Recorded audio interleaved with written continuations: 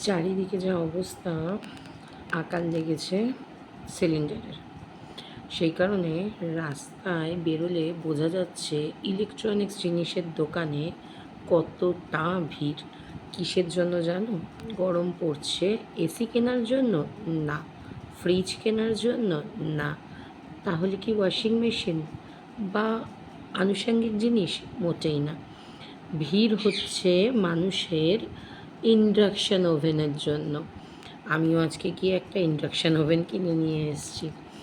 একদিকে সংকট, অন্যদিকে আরও সংকট, মানে গোদের ওপর বিষ ফোড়া। কথায় আছে না, যেরকম সিলিন্ডারের আকাল নেই, ইন্ডাকশানে ইলেকট্রিকের বিল সেটাও হু হু করে বাড়বে। তারপরে গরমকাল, এসিরও বিল।